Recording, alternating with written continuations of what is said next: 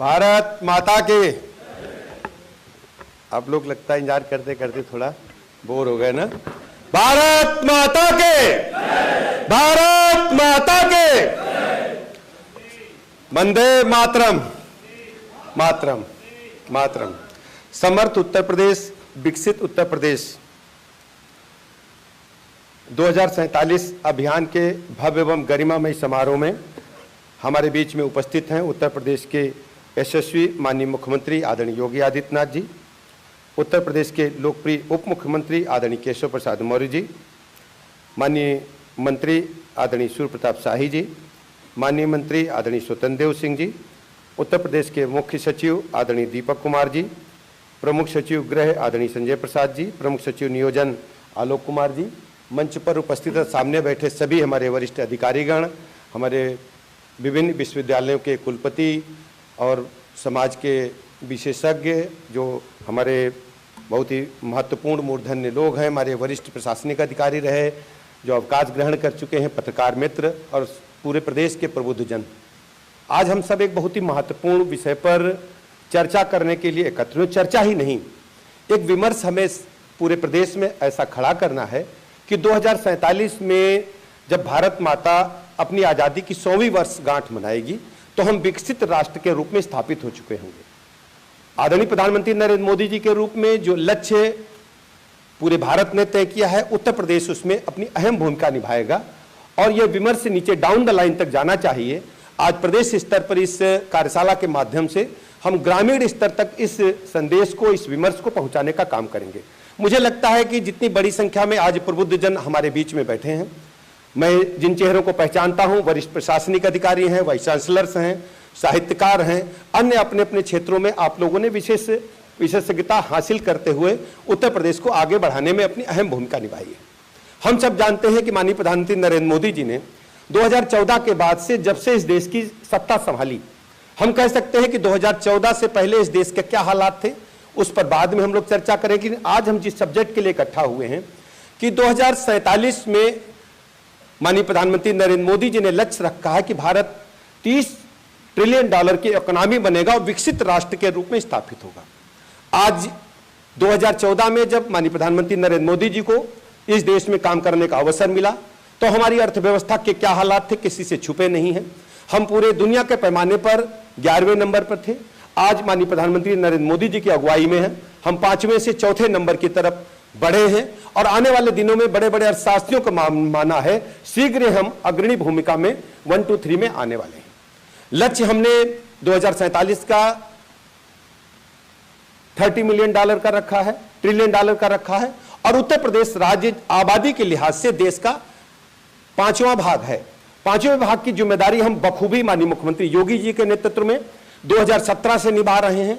2017 से पहले उत्तर प्रदेश के क्या हालात थे? एक बीमारू राज्य, एक ऐसा राज्य जिसके बारे में चर्चा थी, विमर्श था, ये गुंडों का स्टेट है, एक टूटा स्टेट है, एक रोता हुआ स्टेट है, एक उबड़ खाबड़ स्टेट है, टूटी हुई बिल्डिंगें, सड़कें टूटी हुई, बिजली आती है कि नहीं आती है, लॉ एंड ऑर्डर कबीलियाई संस्कृति हम कह सकते हैं। कोई किसी को मार दे रहा है, कोई किसी का मकान कब्जा कर ले रहा है, कोई किसी ऑफिस में किसी ऑफिसर से जिस ढंग से बदतमीजी हो रही थी, चारों तरफ एनार्की था और आप सब इस बात के गवाह रहे हैं। क्योंकि आप सब प्रबुद्ध जन हैं, इसका चर्चा आप समय समय पर आप अपनी आंखों के सामने अखबारों की सुर्खियों में देखें। आज उत्तर प्रदेश हम कह सकते हैं कि 2017 से मजबूत हाथों में है और उत्तर प्रदेश माननीय मोदी जी के मार्गदर्शन में बदला ही नहीं, पूरे देश और दुनिया को दिखाया है कि उत्तर प्रदेश जैसा राज्य पूरे राष्ट्र को मार्गदर्शन दे सकता है। आज हम कह सकते हैं कि उत्तर प्रदेश इंफ्रास्ट्रक्चर के मामले में, लॉ एंड ऑर्डर के मामले में और उत्तर प्रदेश अपार संभावनाओं वाला स्टेट है। यह हमने अपने जनबल के आधार पर लोगों को दिखाने का ही काम नहीं किया, उसे प्रूव करने का काम किया है। हम 25 करोड़ के स्टेट हैं, आज सर्वाधिक एक्सप्रेसवेज हमारे पास हैं, आज ट्रेनों की गति हमने बढ़ाने में सफलता हासिल की है, आज हमारे पास सर्वाधिक एयरपोर्ट्स हैं, सर्वाधिक हवाई यात्री हैं। इसके अलावा हमने प्रति व्यक्ति आय बढ़ाने में भी अभूतपूर्व सफलता हासिल की है। लोगों के अंदर आत्मविश्वास आया है कि उत्तर प्रदेश कुछ कर सकता है और यह विमर्श इसलिए चल निकला कि उत्तर प्रदेश की विधानसभा में लगातार 24 घंटा हमने चर्चा किया और सभी माननीय विधायकों ने, माननीय मंत्रीगण ने, इवन देन विपक्ष ने भी अपनी अपनी चर्चा में प्रतिभाग करते हुए उत्तर प्रदेश को आगे बढ़ाने के लिए चर्चा में प्रतिभाग किया। उसकी पुस्तिका आप सबको मिली होगी। हमारा लक्ष्य 2047 में विकसित राष्ट्र का है और उत्तर प्रदेश अपनी भूमिका निभाए। मुझे लगता है कि हमारा हिस्सा पांचवा है। पांचवें के लिहाज से हमारी जो इकोनॉमी होनी चाहिए वो लगभग $6 ट्रिलियन 2047 तक होनी चाहिए। आज हम कह सकते हैं कि विभिन्न विषय विशेषज्ञ इस पर चर्चा करेंगे और हमें जो हमने 17 से अब तक स्टेट को देखा है और राष्ट्र को देखा है, मुझे पूरा भरोसा है कि उत्तर प्रदेश इस लक्ष्य को शीघ्र ही पाने की ओर आगे बढ़ेगा और 2047 में विकसित उत्तर प्रदेश बनेगा। हम जानते हैं कि जब उत्तर प्रदेश का हमें काम करने का अवसर मिला, लॉ एंड ऑर्डर की चर्चा आप सब जानते हैं, लॉ एंड ऑर्डर बहुत ही खराब था, सड़कों का जाल। इसके अलावा आप सोचिए, गेहूं उत्पादन में हम पूरे राष्ट्र में नंबर 1 पर हैं। एग्रीकल्चर मंत्री जी बैठे हैं, माननीय मुख्यमंत्री जी के समक्ष तरह तरह के प्रेजेंटेशन आप सब देखते रहते हैं। आज हम गेहूं के साथ में चीनी उत्पादन में पूरे देश में नंबर 1 पर हैं। दूध जो अनऑर्गेनाइज सेक्टर में है, हमारे यहां कोऑपरेटिव सेक्टर है मजबूत, लेकिन उतना मजबूत नहीं है। लेकिन फिर हमने दूसरे राज्यों को पछाड़ करके दूध उत्पादन में हम पूरे राष्ट्र में नंबर 1 पर आए हैं।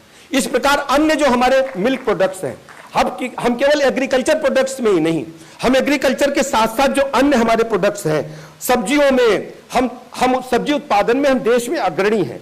इसके अलावा एथेनॉल उत्पादन के बारे में चर्चा तो चलती थी, लेकिन जब कोरोना महामारी का काल आया, पूरे राष्ट्र में सब कुछ बंद था, लेकिन हमारे गन्ना किसानों की मेहनत को देखते हुए माननीय मुख्यमंत्री जी ने एक भी चीनी मिल को कोरोना काल में बंद नहीं होने दिया।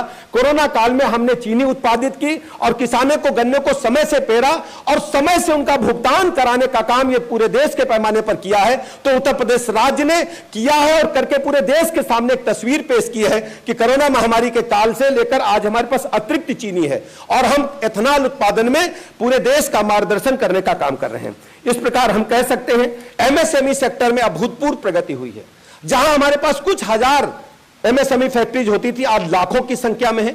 माननीय प्रधानमंत्री जी की कौशल विकास योजना के माध्यम से, माननीय मुख्यमंत्री जी की योजनाओं के माध्यम से ओडीओपी ने पूरे देश दुनिया में तहलका मचाने का काम किया है। प्रोडक्ट्स के बारे में आप जानते हैं, काला नमक चावल सिद्धार्थनगर का, अलीगढ़ के ताले, रामपुर को चाकू के लिए बदनाम कर दिया था। आज रामपुर की वायलिन पूरी दुनिया में वायलिन का संगीत भेजने का काम करती है। आज हम कह सकते हैं रामपुर का जो नैरेटिव था बदल चुका है। मुरादाबाद का पीतल उद्योग, भदोही का कालीन उद्योग, हमारा वाराणसी की बनारस की साड़ियां, लखनऊ का चिकनकारी, प्रतापगढ़ का आंवला, प्रयागराज का अमरूद, हमारे पास हर जिले में कुछ न कुछ था। ओडी पुणे से विशेष दर्जा देते हुए काम करने का, ऊर्जा क्षेत्र में अद्भुतपूर्व प्रगति हासिल की है। इसी स्टेट में हमें अच्छी तरह याद है, जो ग्रामीण अंचल से लोग आते होंगे वो जानते हैं कि इस स्टेट में जब हमारे बड़े रिश्तेदार आते थे, जीजा फूफा, तो पूछती थी अम्मा बत्ती दिन की है कि रात की। बहुत पुरानी बात नहीं, 17 से पहले इस स्टेट में केवल 3 जिलों को 4 जिलों को बिजली मिलती थी, बाकी जिलों में एक हफ्ता बत्ती दिन में आती थी, एक हफ्ता रात में आती थी। आज उत्तर प्रदेश राज्य में 17 से पहले 15,000 मेगावाट बिजली हम खर्च करते थे तो अखबार में निकलता था।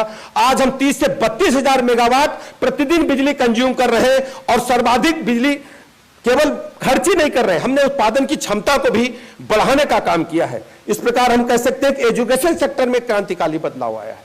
चाहे बेसिक शिक्षा हो, चाहे माध्यमिक शिक्षा हो, चाहे हायर एजुकेशन हो, हमने क्वालिटी एजुकेशन देने का काम किया है। उस शिक्षा में तो यूनिवर्सिटी की संख्या 2 गुने से अधिक हो गई है। बेसिक शिक्षा को कायाकल्प योजना प्रदान करके अभूतपूर्व बच्चों के शिक्षा के क्षेत्र में हम बदलाव लाने का काम किए हैं। इस प्रकार हम कह सकते हैं कि नकल विहीन परीक्षा करा करके उत्तर प्रदेश राज्य ने बच्चों के लिए मेधा के बल पर आगे बढ़ने का अवसर उन्हें प्रदान करने का काम किया है। इस प्रकार हम कह सकते हैं कि जो हमने पॉइंट्स तय किए हैं, अर्थ शक्ति, सृजन शक्ति और जीवन शक्ति, बहुत लंबा हो जाएगा, फिर भी मैं 60 में आपके समक्ष रखता हूं। आप सब अपने विचार प्रस्तुत करेंगे, माननीय मुख्यमंत्री जी, माननीय उप मुख्यमंत्री जी अपना आशीर्वचन देंगे। हम सबको मिलकर के इस स्टेट को 2047 तक का जो लक्ष्य है उसे शीघ्र पाने के लिए हमें आगे बढ़ना होगा। आप सबकी कृपा, आप सबका आशीर्वचन हमें मिलेगा। मैं भरोसा दिलाता हूं उत्तर प्रदेश राज्य अपनी भूमिका निभाएगा और हर स्थिति में उत्तर प्रदेश पूरे भारतवर्ष में नंबर 1 का राज्य के रूप में स्थापित होगा। इस बात का भरोसा हमें आप सबकी मेहनत के बदौलत हम कह सकते हैं। इन्हीं शब्दों के साथ आप सबका आभार प्रकट करते हुए, माननीय मुख्यमंत्री जी का आभार प्रकट करते हुए अपनी बात समाप्त करता हूं। बहुत बहुत धन्यवाद। बहुत बहुत धन्यवाद माननीय उप मुख्यमंत्री महोदय। और अब मैं उत्तर